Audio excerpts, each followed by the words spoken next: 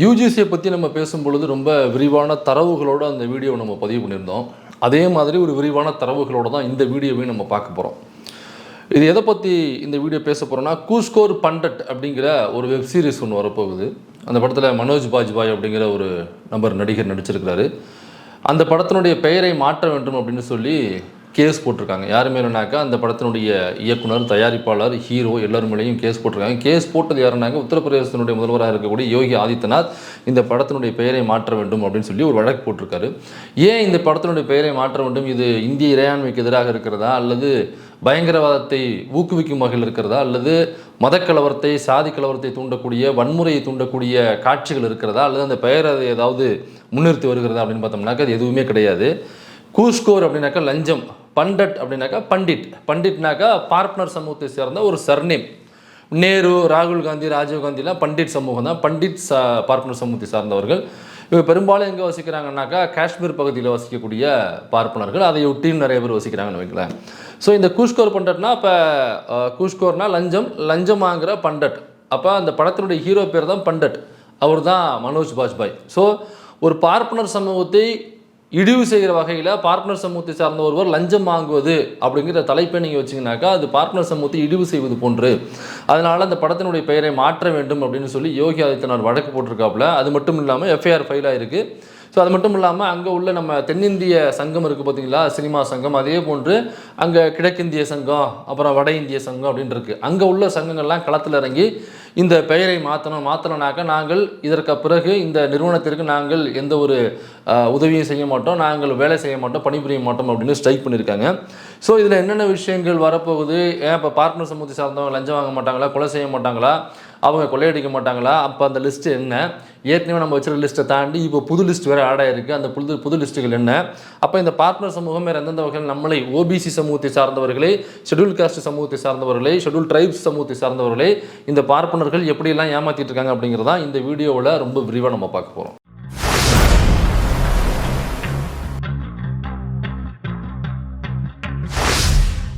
அந்த வெப்சீரிஸோட பேர் கூஸ்கோர் பண்டட். நான் ஏற்கனவே சொன்ன மாதிரி கூஸ்கோர்னா லஞ்சம், பண்டட்னாக்கா பண்டிட், பார்ட்னர் சமூகத்துடைய சர்நேம். இந்த படத்தில் ஹீரோவாக மனோஜ் பாஜ்பாய் ஆக்சுவலாக அவர் ஒரு பார்ட்னர் சமூகத்தை சார்ந்தவர். பாஜ்பாய்ங்கிறது பார்ட்னர் சமூகத்தினுடைய ஒரு சர்நேமு. வாஜ்பாய் அப்படிங்கிறது ஒரு பார்ட்னர் சமூகத்துடைய சர்நேம். அதேமாதிரி பாஜ்பாயி அப்படிங்கிறது பார்ட்னர் சமூகத்துடைய ஒரு சர்நேம்.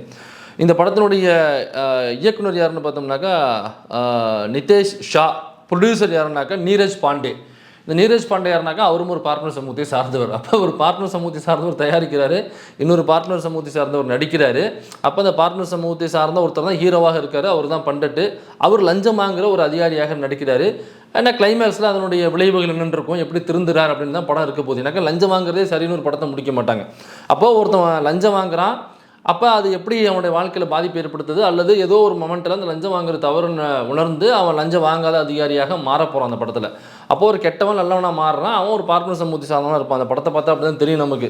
ஸோ இந்த படத்தினுடைய பெயர் தான் மாற்றணும். எனக்கா பார்ட்னர் சமூகத்தை இழிவு செய்கிற மாதிரி இருக்குது. எனக்கா இவர் ஐயர் மிகவும் நல்லவர், இவர் ஒருபோதும் தவறே செய்ய மாட்டார் அப்படிங்கிற அடிப்படையில் இந்த படத்தினுடைய பெயரை மாற்ற வேண்டும் அப்படின்னு சொல்லி மிகப்பெரிய ஆர்ப்பாட்டம் போராட்டம் போயிட்டுருக்கு. யோகி ஆதித்யநாத் வழக்கு போட்டிருக்காரு. இப்போ நம்ம கேட்குறதுனாக்கா, அபிஷேக் சர்மா அப்படின்னு ஒரு பார்ப்பனருங்க. இவர் யாருனாக்கா ஏர்ஃபோர்ஸில் வேலை செய்கிறார். அபிஷேக் சர்மா. இந்த அபிஷேக் சர்மா சமீபத்தில் என்ன பண்ணியிருக்காருனாக்கா, ஒரு பெண் கூட ஒரு தங்கியிருக்காரு, தங்குற சூழல் வருது. அப்போ அந்த பெண்ணை வலுக்கட்டாயமாக பலவந்தப்படுத்தி பாலியல் உள்ளுறவு செய்கிறாப்புல.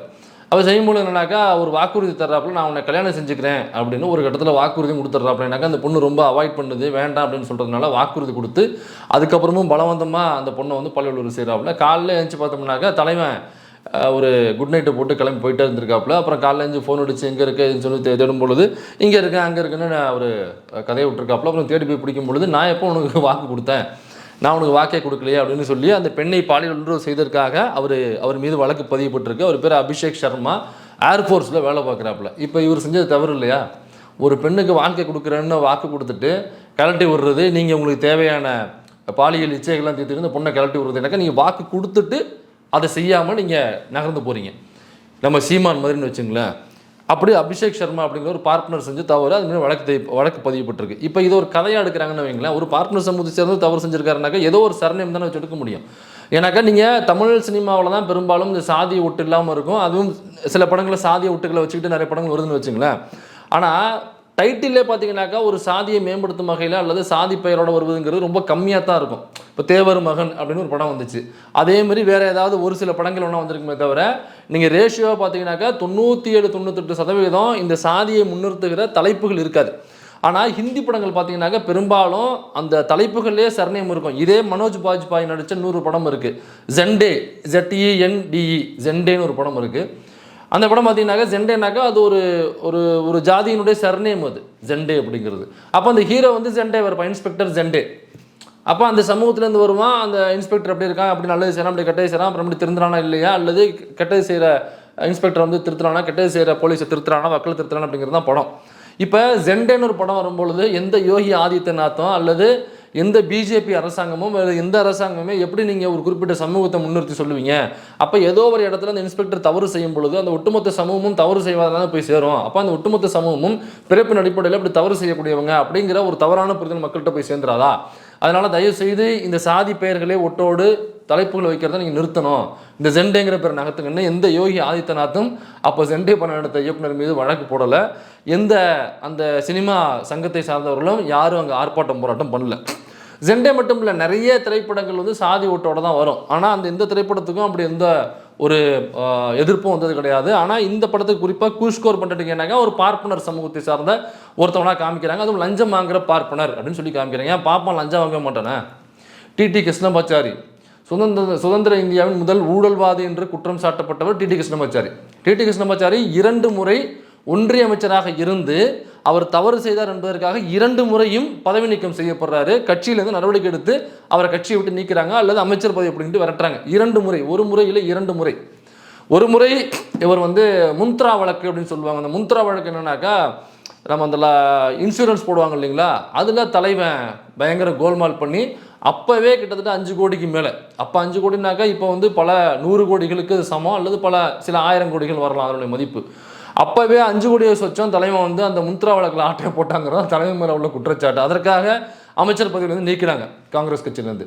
திரும்ப மறுபடியும் வந்து அமைச்சர் பதவி திரும்ப கொடுக்குறாங்க. அப்போது திரும்பவும் வந்து ஒரு அமைச்சர் பதவி அப்படின்ட்டு விரட்டு விட்டுறாங்க. அப்போ என்ன பண்ணுறாப்புனாக்கா, அரசாங்கம் கொடுத்த அந்த அலுவலகம் இருக்கு இல்லைங்களா, அதை தன்னுடைய சொந்த பயன்பாட்டுக்காக அந்த அலுவலகத்தை மாற்றிடுறாப்புல தலைவன். வேண்டாம், உனக்கு ஒரு அமைச்சர்னு சொல்லி ஒரு ஆஃபீஸ் கொடுத்தாக்கா நீ மற்ற உன்னுடைய வேலைகள்லாம் செய்கிற ஆஃபீஸாக மாற்றினாக்கா இப்போ அமைச்சர்னு உள்ள வேலைகளை எங்கே பார்ப்போம் அப்படின்னு சொல்லிட்டு இது குற்றச்சாட்டம் மாறுது, நிரூபிக்கப்படுது. அப்புறம் அமைச்சர் பதவி விட்டு நிற்கிறாங்க.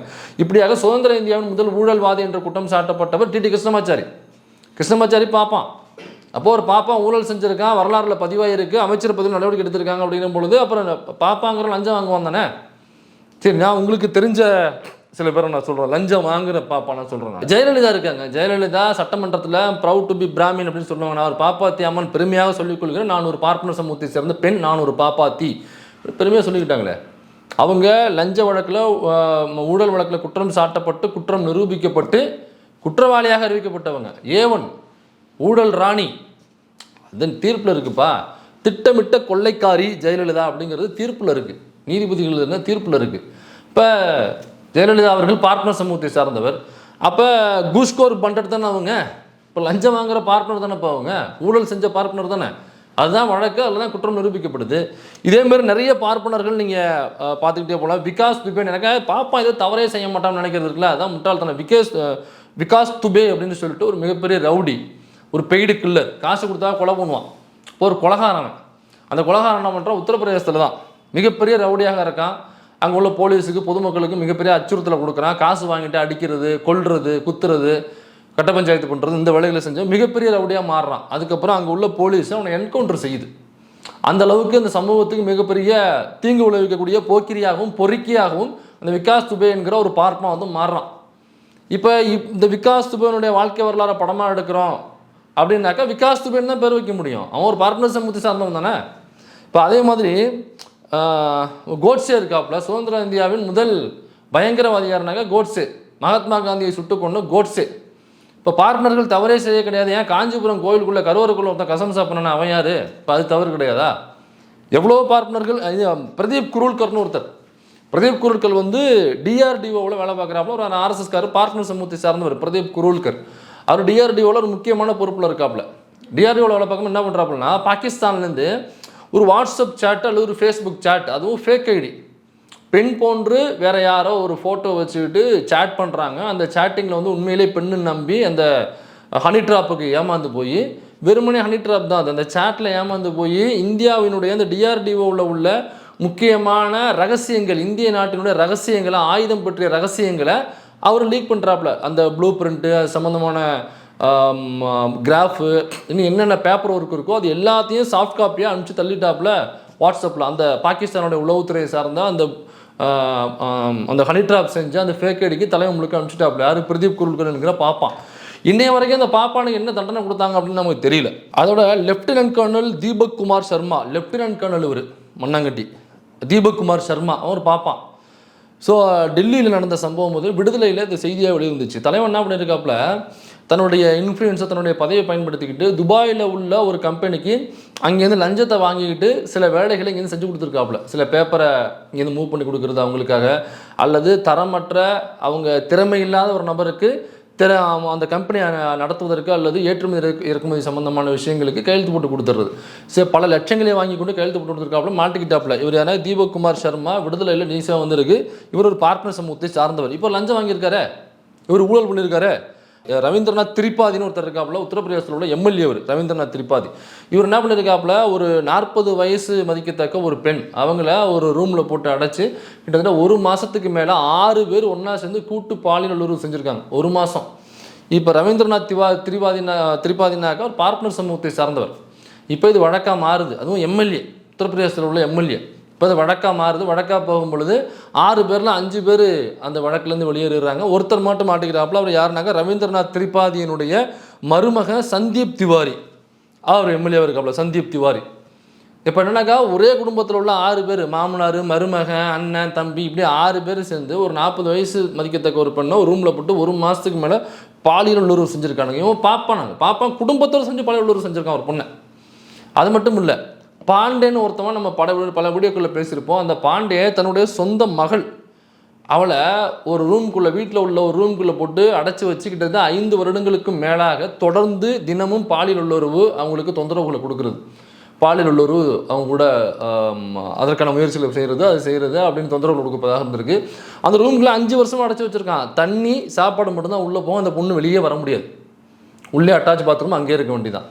அப்போ ஒரு நாள் எதர்ச்சியாக அவங்க வந்து அந்த ஜன்னலை எப்போ மூடி வச்சுட்டு போடுவோம், அன்றைக்கி மூடாமல் வச்சுட்டு போட்டால் ஜன்னல் வழியாக போகிறவங்கள்ட்ட கூப்பிட்டு இந்த செய்தியை சொல்லி அவங்ககிட்ட ஃபோனை வாங்கி மறைமுகமாக உள்ள ஃபோனை வச்சு அன்றைக்கி ஒரு நாள் அவன் பாலியல் சென்டரில் ஈடுபடும் பொழுது அதை ரெக்கார்ட் பண்ணி அப்புறம் அவன் போனதுக்கப்புறம் அந்த ஃபோனில் உள்ள வீடியோவை திரும்ப ஃபேஸ்புக்கில், சோஷியல் மீடியாவில் போட்டு அவனுடைய அட்ரஸை போட்டு அதுக்கப்புறம் காவல்துறையுடைய பார்வைக்கு போய் காவல்துறை வந்து திரும்ப அவங்களை காப்பாற்றுது. பாண்டேங்கிற பாப்பா சொந்த மகளையே 5 வருடமாக தொடர்ந்து பாலியல் உள்ளவருக்கு ஆர்ப்படுத்தியிருக்கான். नाम है आपका? प्रिया पांडे।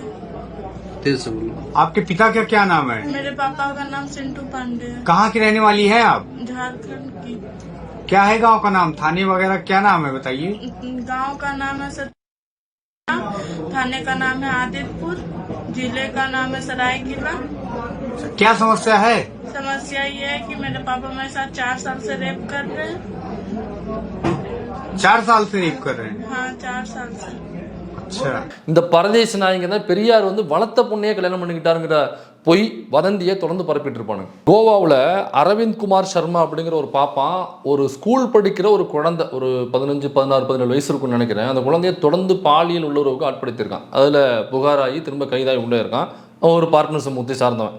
இந்த பாப்பானுங்கள்லாம் முறுக்கி தோளில் போட்டே திரிவானுங்க கலவலிங்க. இப்போ அடுத்த பார்க்க சித்ரா ராமகிருஷ்ணன் ஞாபகம் இருக்கும். இந்த ஷேர் மார்க்கெட்டில் வந்து பயங்கரமாக ஊழல் பண்ணி பல லட்சம் கோடிகளுக்கு அந்த அம்மா வந்து ஆட்டையை போட்டுச்சு, ஊழல் பண்ணிருச்சு அப்படிங்கிற வழக்கம் உங்களுக்கு தெரியும். அந்த அம்மா சொன்னதுனாக்கா, தனக்கு நெருங்கிய ஒரு நண்பராக இருக்கக்கூடிய ஒருத்தரை வந்து ஒரு ஆண், அவருக்கு வந்து வேலை போட்டு கொடுத்துருக்கு. முக்கியமான வேலை, வருஷத்துக்கு 5 கோடி ரூபா சம்பளம். இப்போ அந்த 5 கோடி ரூபா சம்பளத்துக்கு என்ன வேலைனாக்கா, எப்படி இவனை சூஸ் பண்ணீங்க? அப்போ 5 கோடி ரூபா வேலைனாக்கா இந்த அம்மா தான் அந்த வேலைக்கு ஆள் எடுக்க வேண்டிய நபர். அப்போ இன்டர்வியூ எதுவும் வச்சாங்கன்னாக்கா இன்டர்வியூ எதுவும் வைக்கல. அப்புறம் எப்படிமா செலக்ட் பண்ணீங்க அந்த பையனை அப்படின்னு சொல்லி கேட்டதுக்கு, எனக்கு வந்து அசரீரியாக ஒரு குரல் கேட்டுச்சு. அந்த குரல் வந்து நான் வணங்குகிற ஒரு சாமியாரனுடைய குரல் இது. அந்த குரல் தான் சொன்னிச்சு, உனக்கு வந்து அசரீரியாக ஒரு மெயில் வரும், அந்த மெயில் யார் போடுறாங்களோ அவங்கள நீ வேலைக்கு சேர்த்துக்க அப்படின்னு சொன்னதுனால, அப்புறம் திடீர்னு பார்த்தோம்னா டிங்கின்னு ஒரு மெயில் வந்துச்சு, இவருடைய மெயில் வந்துச்சு வேலை விஷயமா. அப்புறம் நேரடியாக வர வச்சு பார்த்து அப்புறம் மேலைகளையும் பார்த்தா ஆள் சூப்பராக இருக்கார் அப்படிங்கிறதுனால நான் வேலைக்கு சேர்த்துக்கிட்டேன் அப்படின்னு அந்த அம்மா லிட்டரலாக கொடுத்த வாக்கு மூலம் இப்படி தான் ஒரு 5 கோடி ரூபா வருஷத்துக்கு சம்பளம் கொடுக்குற ஒருத்தவனை சேர்த்துக்கிட்டுச்சு அப்படின்னு சொல்லிட்டு அப்புறம் விசாரிக்கும் பொழுது விசாரணை தெரியுது அந்த அம்மாவுக்கும் அந்த பையனுக்கும் வந்து முன்னாடியே ஒரு நட்பு இருந்திருக்கு, பயங்கரமான ஒரு க்ளோஸ் ஃப்ரெண்ட்ஸாக இருந்திருக்கிறார்கள். அந்த க்ளோஸ் ஃப்ரெண்ட்ஸ் நமக்கு என்னென்னு தெரியாது. வருஷத்துக்கு 5 கோடி ரூபா சம்பளத்தை தூக்கி கொடுக்குற அளவுக்கு அப்படின்னா க்ளோஸ் ஃப்ரெண்ட்ஸ் நமக்கு தெரியல. இப்போ இந்த சித்ரா ராமகிருஷ்ணன் செஞ்சது எவ்வளோ பெரிய ஊழல், இவங்க பார்ட்னர் சமூகத்தை சார்ந்தவங்க.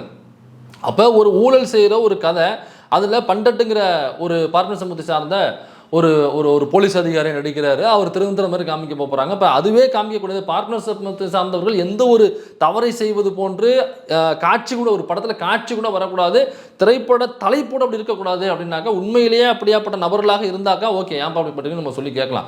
ஆனால் அப்படி யாருமே கிடையாது. எல்லா சாதியிலையும் எல்லா மதத்துலையும் எல்லா மொழி பேசுகிறவங்ககிட்டையுமே வந்து 4 நல்லவன் இருப்பான், 4 கெட்டவனும் இருப்பான், 4 புறம்போக்கு இருக்க தான் செய்வான் எல்லா சாதியிலையும் எல்லா மதத்துலையுமே. அதே மாதிரி பார்ட்னர் சமூகத்துலேயும் ஒரு சில நல்லவர்கள் இருக்க தான் செய்வாங்க. அதே மாதிரி நிறைய புறம்போக்குகள், முடிச்சவிக்கைகள், திருட்டுத்தனம், பாலியல் பொறுக்கிகள் இப்படி நிறைய இருக்க தான் செய்யும். அப்போ ஒரு திரைப்படத்தில் காமிக்கிறங்கிறது ஒரு பார்ட்னர் அப்படி காமிக்காதீங்க அப்படின்னாக்கா அப்போ மற்ற சமூகத்தை சாமிச்சாக்க உங்களுக்கு ஓகேவா? இது வரைக்கும் எவ்வளவோ யாதவ் சமூகத்தை சார்ந்தவங்கள ஒரு திரைப்படத்தில் ஒரு வில்லனாக காமிச்சிருப்பாங்க. அப்போ யாரும் இந்த யோகி ஆதித்யநாத்தோ அல்லது பிஜேபி சமூகத்தை சார்ந்தவங்களோ வேறு யாருமே வந்து எப்படி நீங்கள் யாதவ சமூகத்தை சார்ந்தவங்கள எப்படி நீங்கள் வில்லனாக காமிப்பீங்க, எப்படி மோசமான ஒரு பிஹேவியர் உள்ளதா, மோசமான ஆட்டிடியூட் உள்ளவரா அப்படி நீங்கள் காமிப்பீங்க? இந்தியா முழுக்க யாதவர் ஜாதி இருக்காங்க தெரியும்ல, நீங்கள் எப்படி அந்த சாதியை நீங்கள் இழிவுபடுத்துவீங்க? எந்த யோகி ஆதித்யநாத்தும் எந்த பிஜேபி கவர்மெண்ட்டும் வக்காலத்தை வாங்கிட்டு வரல. இதேமாதிரி நிறைய சமூகம் இருக்குது. கெய்க்வாட்னு ஒரு சமூகம் இருக்குது. நம்ம ரஜினிகாந்த் கூட கெய்க்வாட் சமூகத்தை சார்ந்தவர். இந்தியா முழுக்க அந்த சமூகம் இருக்குது. நிறைய மாநிலங்களில் மகாராஷ்டிரா, கர்நாடகாவில் இருக்குது, இப்படி நிறைய மாநிலங்கள் இருக்குது. அந்த கெய்க்வாட் வந்து ஒரு சில இடங்களில் ஓபிசியில் இருக்குது, ஒரு சில இடங்களில் ஷெட்யூல் காஸ்ட்டில் இருக்குது. இப்போ அந்த கெய்க்வாட் சமூகத்தை சார்ந்தவங்களை வச்சு ஒரு படமாக எடுக்கும் பொழுது, அவர் கெட்டவராக காமிக்கும் பொழுது, எந்த ஒரு யோகி ஆதித்யநாத்தும் எந்த ஒரு பிஜேபியை சார்ந்தவங்களும் வந்து எப்படி நீங்கள் கெய்க்வாட்டை வில்லனாக காமிப்பீங்க, எப்படி கெய்க்வாட்டை வந்து ஒரு கெட்டதை செய்கிற நபராக காமிப்பீங்கன்ட்டு யாருமே அந்த படத்துக்கு தடை விதிங்கன்னு சொல்லிட்டு வரலையே. கெய்க்வாட் அப்படி காமிக்காதீங்க, ஒரு சமூகத்தை நீங்கள் இழிவுபடுத்துறதாகதான் சொல்லி இது வரைக்கும் யாரும் எந்த கொடியும் தூக்கிட்டு வரலையே. சரி, அப்படி தமிழுக்கு வருவோம். இப்போ தேவர் மகன் படத்தை எடுத்துப்போம். அதில் கமலஹாசன் தேவர், அவர் நல்லவராக இருக்காப்புல. கெட்டவன் நாசர் யாருங்க? நாசரும் தேவர் தாங்க. அப்போ ஒரு தேவரை கெட்டவனாக காமிக்கிறாங்களா அந்த படத்தை? அப்போ எப்படிங்க ஒரு தேவர் சமூகத்தை சார்ந்தவங்களே? ஏன்னா உங்கள் டைட்டிலே அப்படி வைக்கக்கூடாதுனாக்கா படத்தில் ஒரு கதாபாத்திரம், ரொம்ப மூர்க்கமான கதாபாத்திரம், ஒரு கெட்டவனுடைய வடிவமாக அந்த படத்தில் இருக்கு. அப்போ யாரும் வந்து பிஜேபியோ யோகி ஆதித்யநாத்தோ அல்லது இங்கே உள்ள நம்ம இப்போ அண்ணன் இவர் நயினார் நாகேந்திரன் இருக்கார் அவரோ அல்லது அந்த சாதியில் உள்ள தலைவர்களோ அல்லது மற்ற யாருமே வந்து எப்படிங்க நீங்கள் ஒரு தேவர் சமூகத்தில் உள்ளவங்கள எப்படி நீங்கள் இழிவாக்கம் யாரும் கேட்கவே இல்லையே. மற்றவங்கள கூட விடுங்க, இதில் பிஜேபி உள்ளே வருதுல, பாப்பானுடைய பெயரை வச்சு நீ எப்படி ஊழல்னு போடுவேன் அப்படின்னு கேட்குற இதே பிஜேபி அன்னைக்கு வந்து தேவர் மகன் படம் வரும்பொழுது அன்னைக்கும் பிஜேபி இருந்துச்சுல்ல. அப்போ வந்து கேட்க வேண்டியது எப்படிங்க ஒரு தேவரை வந்து எப்படி நீங்கள் கெட்டவனா காமிப்பீங்க, இது தவறான செயல் இல்லையா, இதுதான் தவறான செயல் அப்படின்னு அன்றைக்கி வந்து நின்றுக்கணும்ல நீங்கள். சரி, வேறு படம், வேறு எந்த படம்னாலும் எடுத்துங்க, யாரோ ஒருத்தவன் நான் பிராமின் தானே இங்கே பெரும்பாலும் வில்லனாக சித்தரிக்கப்படுறான். ஒரு திரைப்படம் எடுத்துட்டிங்கனாக்கா பெரும்பாலும் 99.9999% பார்ப்பனர் அல்லாதார் தான் வில்லனாக சித்தரிக்கப்படுகிறார்கள். இப்போ ஒரு படத்தில் இல்லைங்க அப்படிலாம் எப்படிங்க நீங்கள் சொல்லுவீங்க, அவன் பார்ப்பனர் அல்லாதார்னா எப்படி என்ன சாதின்னு சொல்லுவீங்க அப்படின்னாக்கா பூணூல் போட்டால் பார்ப்பான், பூணூல் போடலைன்னா நான் பிராமின், அவ்வளோதான் நான் தர்சாலி உரானார். அப்போ 99.99% படத்தில் வர்ற வில்லன்கள் யாரும் பூணூல் போட்டு வர்றதில்லை. அப்போ பூணூல் போடாமல் ஒரு வில்லன் வரானாக்கா அவன் நான் பிராமின், அவ்வளோதானே. நான் பிராமினில் ஒரு ஓபிசியாக இருப்பான் அல்லது எஸ்சியாக இருப்பான் அல்லது எஸ்டியாக இருப்பான். அப்போ யாரோ ஒருத்தவனாலும் தம்பி நீ வில்லனாக காமிக்கிற. அப்போ சமூகத்தில் பார்க்கும் பொழுது இப்போ ஓபிசி எஸ்சி எஸ்டி தான் தவறு செய்வாங்க. படத்தில் முழுக்க அவங்க தான் கொலைகாரனாகவும் கொள்ளைக்காரனாகவும் திருடனாகவும் பாலியல் பொறுக்கிகளாகவும் இந்த மாதிரி சமூகத்தில் உள்ளவங்க தானே காமிக்கிறாங்க. படத்தில் பூணூல் போட்டவன் யாரும் பாலியல் பொறுக்கியாக காமிக்கிறது இல்லையே, திருடனாவோ கொலைகாரனாவோ கொள்ளைக்காரனாக காமிக்கிறது இல்லையே. எனக்கு தெரிஞ்சு ஒரே ஒரு படம் தான் வந்திருக்குன்னு நினைக்கிறேன், இந்த சக்தி திருமகனா ஒரு படம் வந்துச்சு. இப்போ அந்த படத்தில் மட்டும்தான் நேரடியாக ஒரு பாப்பானை வந்து பாலியல் பொறுக்கியாகவும் பிடோபைலாகவும் ஒரு குடிகாரனாகவும் ஒரு திருடனாகவும் மொல்லமாரியாகவும் முடிச்ச வைக்காமல் காமிச்ச ஒரே ஒரு படம் எனக்கு தெரிஞ்சு சக்தி திருமகன். வேறு யாரும் விட்டு போயிருக்கலாம், ஏதாவது இருந்திருக்கலாம், ரொம்ப ரேர், விரலை விட்டு நின்றுலாம், அவ்வளோதான் இருக்கும். அப்போ அதுக்கே உங்களுக்கு பொறுத்துக்க முடியலனாக்கா அப்புறம் இத்தனை வருட காலமாக நான் பிராமின்ஸ் பார்ப்பனர் அல்லாத மக்களை தானப்பா நீங்கள் தொடர்ந்து வில்லனாகவும் கொடூரமானவனும் காமிச்சிட்டு வரீங்க. சங்கர் படம் எடுக்கும் பொழுது ஹீரோ பார்த்தீங்கன்னாக்கா பாப்பானா இருப்பான், வில்லன் பார்த்தீங்கன்னாக்கா பார்ட்னர் அல்லாதவனை வந்து வில்லனாக போட்டுருது. அவன் வந்து லஞ்சம் வாங்குவான், ஊழல் வாங்குவான், அவன் வந்து சட்டத்துக்கு புறமான செயலில் செய்வான், அவன் அழுக்காக இருப்பான், தூய்மையாக இருக்க மாட்டான், ரூல்ஸை கடைப்பிடிக்க மாட்டான், அவனால் அந்த நாடே வந்து குட்டிச்சவராக போகும். அதெல்லாம் சரி செய்கிறது யாருன்னு பார்த்தீங்கன்னாக்கா ஒரு பூணூல் போட்டு ஒரு பாப்பான் வருவான். அப்போ இந்த படத்தை எடுத்துட்டோம்னாக்கா எதுக்கு நீங்கள் பார்ப்பனர் அல்லாதவர்கள் எதுக்கு நீங்கள் வில்லனாக காமிக்கிறீங்கன்னு சொல்லிட்டு இப்போ நாமெல்லாம் ஒன்று சேரணும். பிசி எம்பிசி எஸ்சி எஸ்டி ஒன்று சேர்ந்து பார்ப்பனர் அல்லாத மக்களை வில்லனாக காமிக்காதன்னு சொல்லணும். ஒரு பாப்பா பணம் எடுக்கிறான்னாக்கா அப்படி காமிக்காத, உனக்கு இன்டென்ஷன் இருக்குது, நீ காமிக்காத. எங்காளுக்கு பணம் எடுக்கும்போது காமிச்சிட்டு போட்டோம். எங்காளுக்கு பணம் எடுக்கும்பொழுது எங்காலில் வில்லனாக காமிச்சா எனக்கு பிரச்சனை இல்லை, நீ எடுக்காத, நீ காமிக்காத. நீ காமிக்கிறனாக்கா இன்டென்ஷனோட நீ காமிக்கிற. ஒரு நான் பிராமினை வில்லனாக காமிக்கிறனாக்கா நான் பிராமின்ஸ்னாக்க வில்லனாக தான் இருப்பாங்கன்னு சொல்லி காமிக்கிற. நீ ஒரு வரலாற்றில் பணம் எடுக்கிற, பொன்னியின் செல்வன் ஒரு பணம் எடுக்கிறாப்புல, மணிரத்னம் என்கிற ஒரு நபர், அவரோட பேக்ரவுண்ட் என்னன்னு தெரியும். அந்த படத்தில் வந்து ஆதித்த கரிகாலனை கொல்றது ஒரு பார்ப்பனர். அதை ஏன் நீங்கள் பார்ப்பனர் ஏன் காமிக்கல? அதை எழுதின கல்கி, அவன் ஒரு பார்ப்பான், அவன் ஒரு முரட்டு விச பார்ப்பான் கல்கி. அந்த கல்கி பொன்னியின் செல்வன் எழுதும் பொழுது இந்த ஆதித்த கரிகாலனை கொன்னது ஒரு பாப்பான்னு நீங்கள் சொல்லவே இல்லையா? வரலாற்றில் உள்ள கல்வெட்டுகள் அதுதான் சொல்லுது, செப்பேடுகள் அதுதான் சொல்லுது, வரலாற்று தரவுகள், வரலாற்று ஆய்வுகள் எல்லாம் ஆதித்த கரிகாலனை கொலை செய்தது, திட்டமிட்டு கொலை செய்தது பார்ப்பன கும்பல்.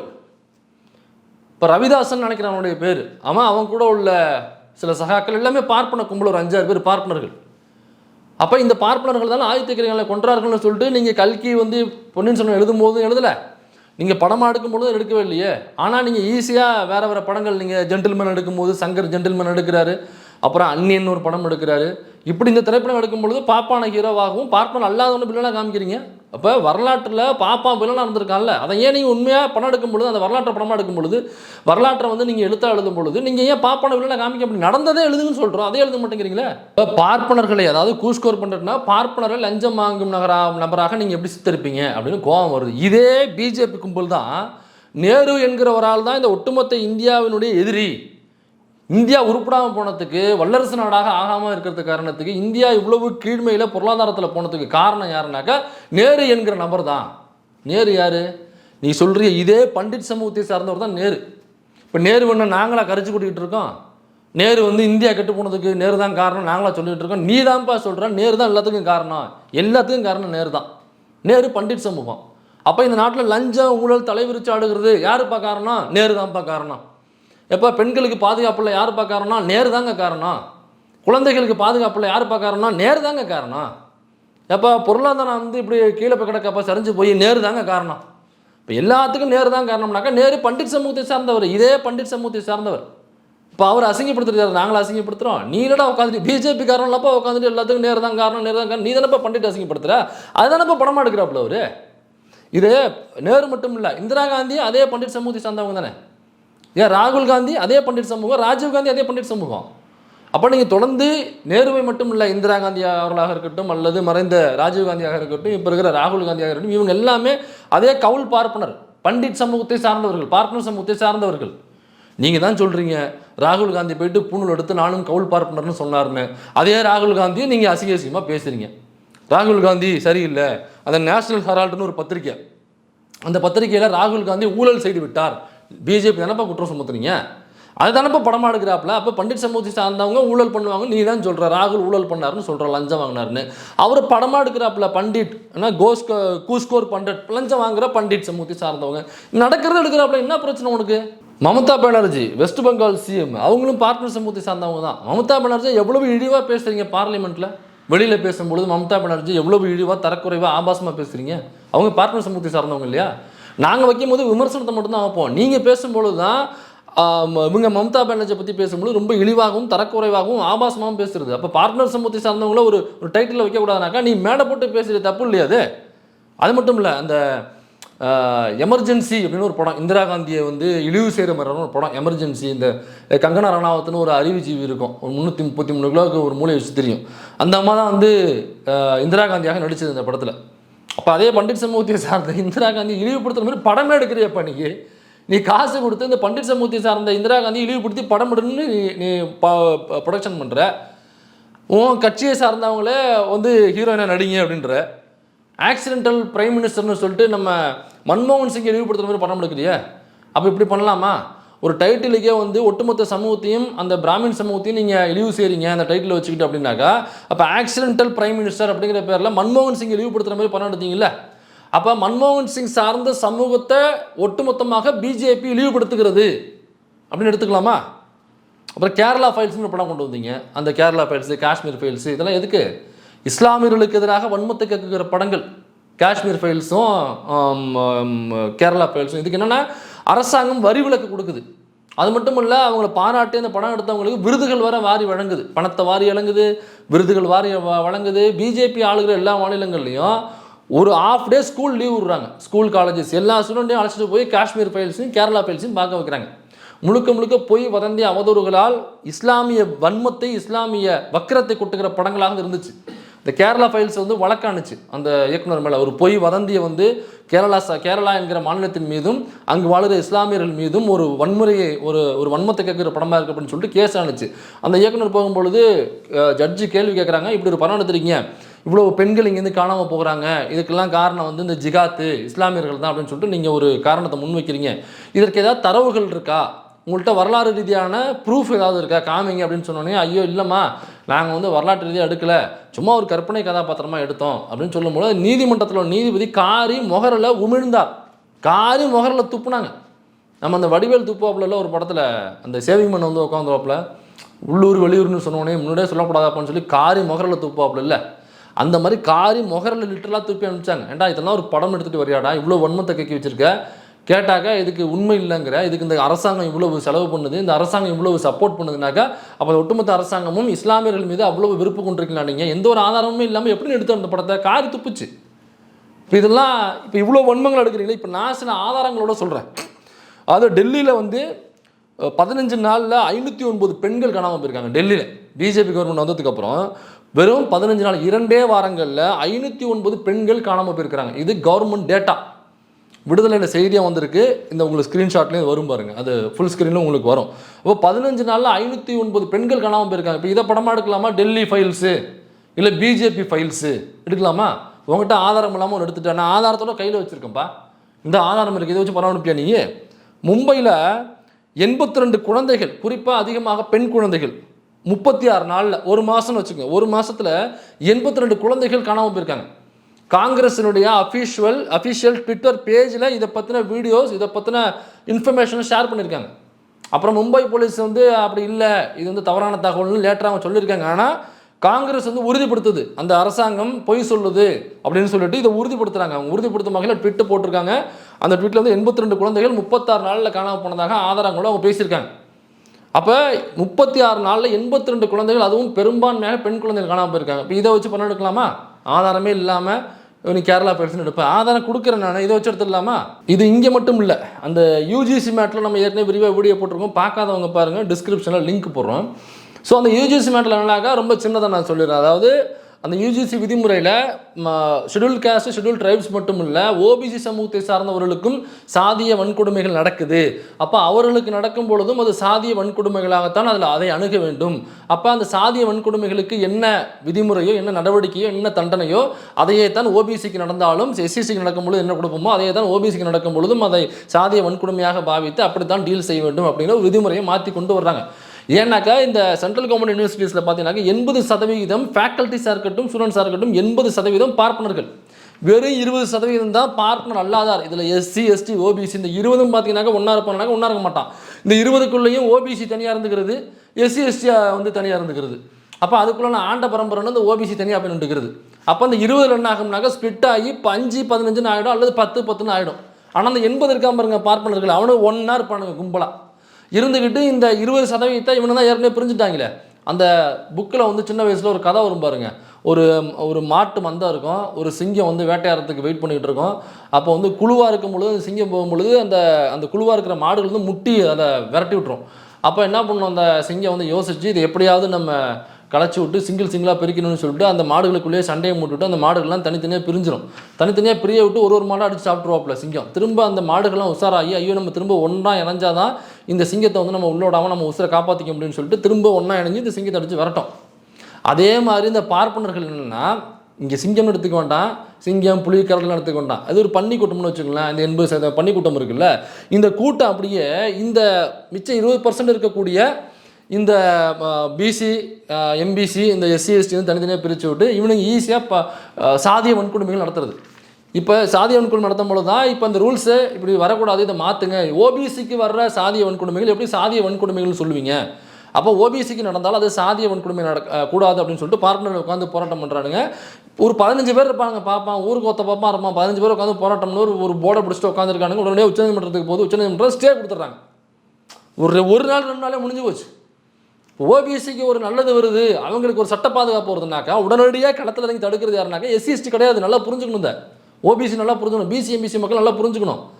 ஓபிசியில் உள்ளவங்களுக்கு ஒரு சட்ட பாதுகாப்பு வருது, ஒரு நல்லது நடக்குதுனாக்கா களத்தில் இறங்கி அவங்களுக்கு கொடுக்கக்கூடாது அப்படின்னு சொல்கிறது SC/ST கிடையாது. அது சொல்கிறது யாருனாக்கா பார்ப்பன கும்பல். இது UGCக்கு மட்டும் இல்லை, இதே மாதிரி தான் ரிசர்வேஷன் நடந்துச்சு. ஓபிசிக்கான ரிசர்வேஷன் ஐயா VP சிங் பீரியடில் தான் வருது. ஏதோ ஒரு ரிசர்வேஷன் வந்து 2000 வருஷமாக இருக்கிற மாதிரி எல்லாரும் புழுகுவாங்க, தயவு செஞ்சு நம்பாதீங்க. VP சிங் பீரியடில் தான் வருது. ரொம்ப சொற்ப காலத்தில் தான் நமக்கு கிடச்சிச்சு. இப்போ சமீபத்தில் தான் நமக்கு கிடச்சிச்சு ரிசர்வேஷன். அதுவே சரியாக அவங்க ஃபில் பண்ண மாட்டேங்கிறாங்க. அப்போ அந்த ஓபிசி ரிசர்வேஷன் VP சிங் பீரியடில் வரும்பொழுது இந்த ஓபிசிகளுக்கு, அதாவது BC MBCயில் வர்ற சாதிகளுக்கு ரிசர்வேஷன் கொடுக்கக்கூடாதுன்னு இறங்கி போராடினது SC/ST கிடையாது.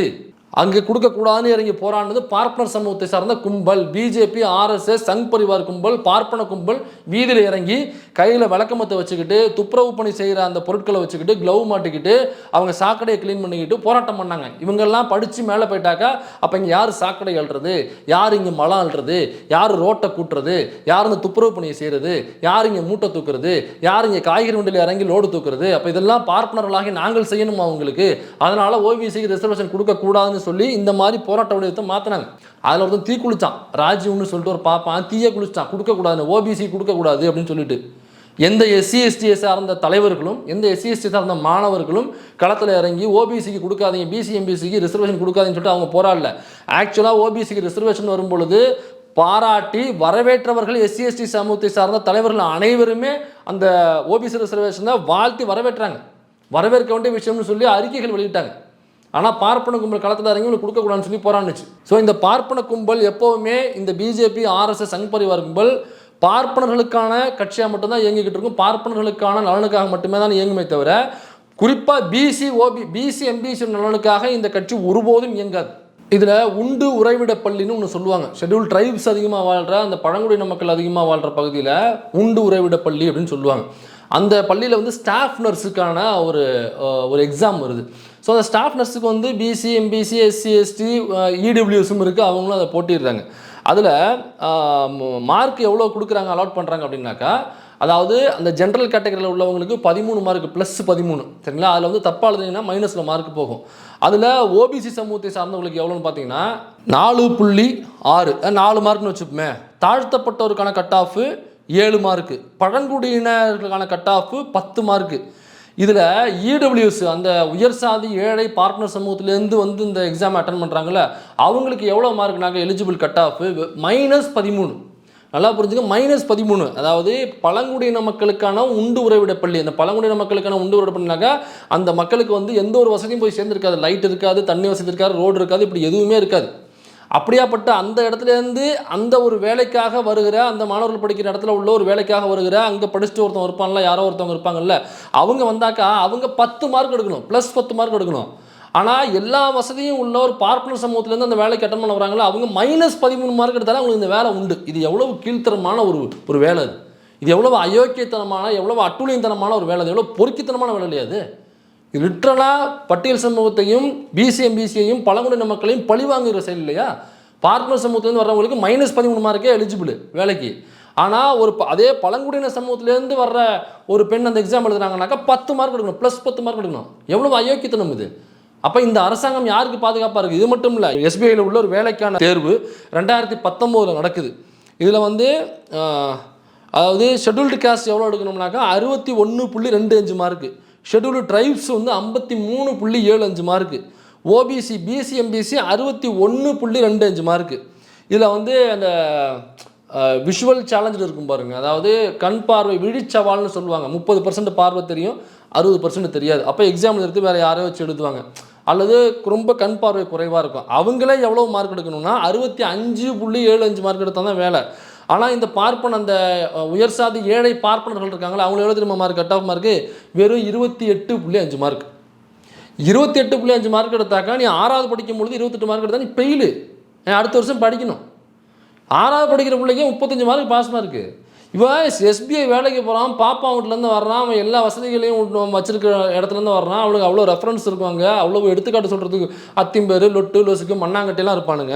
எல்லா வசதிகளும் அக்ரஹாரத்தில் கிடைக்கும் அவனுக்கு. அவன் வெறும் 28 மார்க் எடுத்தால் அவனுக்கு வேலை.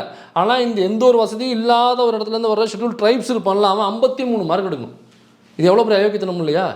பிஜேபி கவர்மெண்ட்டில் இப்படி தான் நடந்துட்டு இருக்கு. அடுத்து இந்த நீட்டு பிஜி எக்ஸாம் இருக்குது பாருங்கள், அதில் மிகப்பெரிய ஒரு ஊழலை இந்த பார்ட்னர் சமூகம் பண்ணியிருக்கு இந்த பிஜேபி ஆர்எஸ்எஸ் கவர்மெண்ட். அது என்ன பண்ணியிருக்காங்கனாக்கா, அதில் என்ஆர்ஐக்குன்னு ஒரு கோட்டா உண்டு. என்ஆர்ஐக்குனாக்கா நான் ரெசிடென்ஷியல்னு உங்களுக்கு தெரியும். அதாவது அவங்க நான் ரெசிடென்ஷியல்னாக்கா இங்கே ரெசிடென்ஷியல் இருக்காது, வெளிநாட்டில் இருப்பாங்க, அங்கே வேலை நிமித்தமாக அங்கே போய் இருப்பாங்க.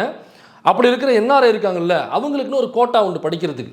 இப்போ இந்த என்ஆர்ஐ கோட்டாவில் உள்ள அந்த சட்ட ஓட்டையை இந்த சட்டத்தில் உள்ள ஓட்டையை பயன்படுத்தி இப்போ ஒரு சின்ன திருத்த மாதிரி கொண்டு வந்து எப்படி நம்ம மாற்றிருக்கானுங்க. என்னாயிரம்னாக்கா நீங்கள் நான் ரெசிடென்ஷியலாக இருக்க வேண்டிய அவசியம் கிடையாது. இப்போ உங்களுக்கு ரெசிடென்ஷியல் இங்கே இருக்கலாம். இப்போ மதுரைக்காரன்னு வச்சுப்போமே, மதுரை விட வேண்டாம், ஒரு இங்கே உள்ள ஒரு அக்ரஹாரத்தில் ஒரு மாம்பழத்தில் உள்ள ஒரு அக்ரஹாரம்னு வச்சுப்போமே. இப்போ அந்த அக்ரஹாரத்தில் ஒரு அம்பி வந்து இங்கே படிக்கிறான், வீடு இங்கே தான் இருக்குது.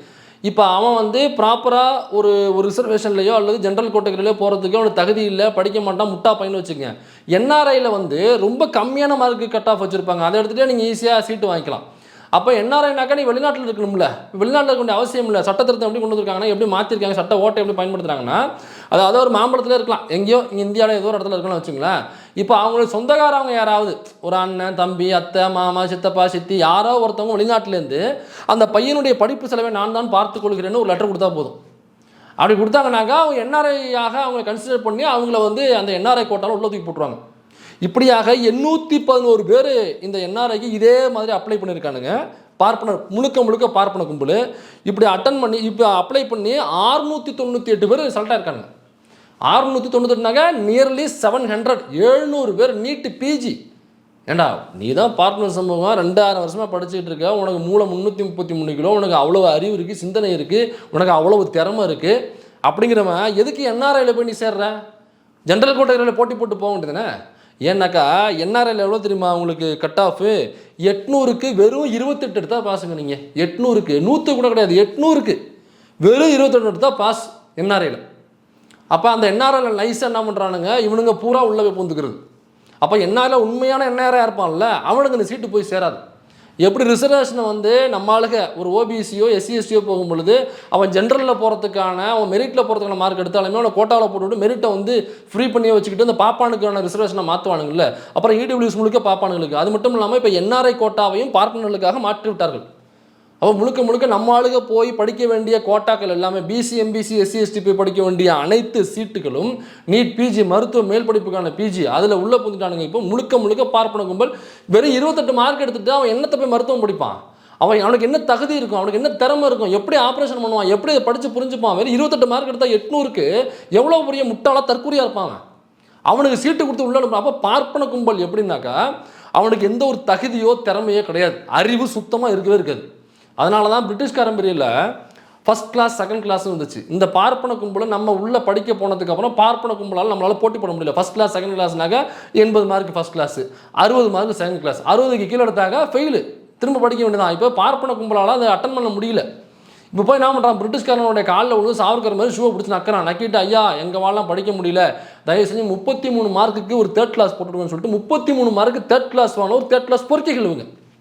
படிப்பு அறிவு திறமை எதுவும் இல்லாமல் பிரிட்டிஷ்காரனுடைய காலில் வந்து 3rd கிளாஸ்னு வாங்குற 3rd கிளாஸ் பொறுக்கிக நம்மளை பார்த்து சொல்லுது, இவாளுக்கெல்லாம் படிப்பு வராது, பைபர்த்தாவே இவள் அழுக்கா இருப்பா, இவாளுக்கு வந்து புத்தியே கிடையாது, இவாள்கிட்டலாம் நாட்டை கொடுத்தோம்னா நாட்டை சீரழிச்சிடுவா. அண்டாங்க கோத்தா 28 மார்க் எடுத்துகிட்டு நீ டாக்டராக போவ, உங்களை நாங்கள் வந்து 80 மார்க் எடுத்துகிட்டு எங்களோட சீட்லாம் நீ பிடிங்கி வச்சுப்பேன்.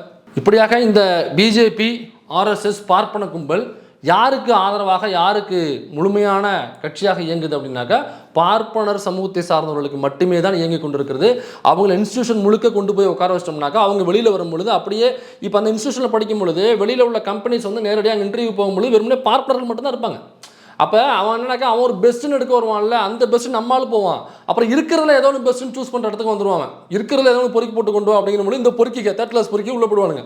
இப்படியாக 3rd கிளாஸ் பொறுக்கிகள் தான் இப்படி உள்ளே போய் ஆக்குப்பை பண்ணி நம்மளுடைய சீட்டுகளெல்லாம் இந்த என்ஆர்ஐ சீட்டு அப்புறம் அந்த கோட்டா வந்து சரியாக ஃபில் பண்ணாமல், மெரிட்டை சரியாக ஃபில் பண்ணாமல், எல்லா சீட்டையும் இடபிள்யூசி எல்லாத்தையும் போட்டு அவனுங்களே பெரும்பான்மையாக உட்காந்துக்கிட்டு அப்போ வேலைகளுக்கு செல்லும் பொழுது, அரசாங்க வேலைகளுக்கு செல்லும் பொழுது ஏற்கனவே அவனுடைய அப்பாவோ அத்திம்பேரோ தோப்பனாரோ எவனோ உட்காந்துருப்பான், ஈஸியாக அவனே கூப்பிட்டு வேலையை கொடுத்துருவான். அப்படி தான் கிட்டத்தட்ட ஒரு 25% சீட்டு கோரக்பூரில் ஐஐடியில் 25% சீட்டை வந்து ஃபில் பண்ணாமலே விட்டுருவானுங்களாம். அது அந்த கோரக்பூரில் ஒர்க் பண்ணுற பார்ட்னர் சமூகத்தை சார்ந்த ஆசிரியர்கள் இருக்காங்கல்ல, அவங்களுடைய பிள்ளைகளுக்கு, அவன் தங்கச்சி பிள்ளைகளுக்கு, அக்கா பிள்ளைகளுக்கு, தம்பி பிள்ளைகளுக்கு, அண்ணன் பிள்ளைகளுக்கு, அவனுக்கு தெரிஞ்ச சொந்தக்காரவங்களுக்கு அந்த 25 சீட்டை அப்படியே கொடுத்துப்பாங்களாம். எந்த வகையில் நியாயம் இது? இன்னும் அரசாங்கத்தில் அப்படி இருக்கா? இல்லை. இந்த பார்ட்னர் கும்பல் முழுக்க உட்காந்துக்கிட்டு இதையே தான் தொடர்ந்து செய்கிறது. பிசி எம்பிசி சமூகத்தை சார்ந்த மாணவர்கள், பிசி எம்பிசி சமூகத்தை சார்ந்த இளைஞர்கள், பிசி எம்பிசி ஜாதியில் உள்ள மக்கள் தயவு செஞ்சு இதை புரிஞ்சுக்கணும். இந்த அரசாங்கம் நமக்கான அரசாங்கம் இல்லை. இந்த பிஜேபி அரசாங்கம் முழுக்க பார்ப்பன கும்பலுக்கான அரசாங்கம். இப்போ நாமெல்லாம் ஒன்று சேர்ந்து கேள்வி எழுப்பினா மட்டும்தான் நமக்கான உரிமைகளை பெற முடியுமே தவிர, இல்லைனாக்கா இந்த ஷெட்யூல் காஸ்ட்டில் உள்ள இந்த சாதிகள்லாம் நமக்கு எதிரி, இவங்க தான் வந்து நம்ம வீட்டு பொண்ணுங்களை லவ் பண்ணுறாங்க, அதனால் ஆணவ படுகொலை பண்ணணும், இது வந்து சாதி சண்டை பண்ணணும், வீட்டை கொளுத்தணும், அவங்களுடைய பொருட்கள் அடிச்சு நொறுக்கணும் அப்படின்னாக்கா உன் இடம், உனக்கு சேர வேண்டிய இடம் அது முழுக்க அக்ரஹாரத்துக்குடைய இடமாக மாறிடும். உனக்கு வேலைகள் கிடைக்காது. அதுக்கப்புறம் என்ன ஆகுனாக்கா, இந்த முத்தையா போன்ற நபர்கள் இன்னமும் படத்தை எடுப்பாங்க. பார்ட் 2, பார்ட் 3, ஜட்டி திரையின் மாதிரி வேட்டியை கட்டிக்கிட்டு கையிலேயே கட்டிக்கிட்டு ஒரு பொறுக்கியாக, ஒரு குடிகாரனாக அந்த சமூகத்தை சார்ந்த இளைஞர்களே படம் காமிச்சு கூட இருக்கிற இளைஞர்களையும் அந்த பிச்சுவாக்கத்தை எடுத்துகிட்டு அந்த கேஸ் வாங்கின நபர்லாம் மாற்றிடுவாங்க. அதனால் முழிச்சுக்க பொழைச்சிக்க.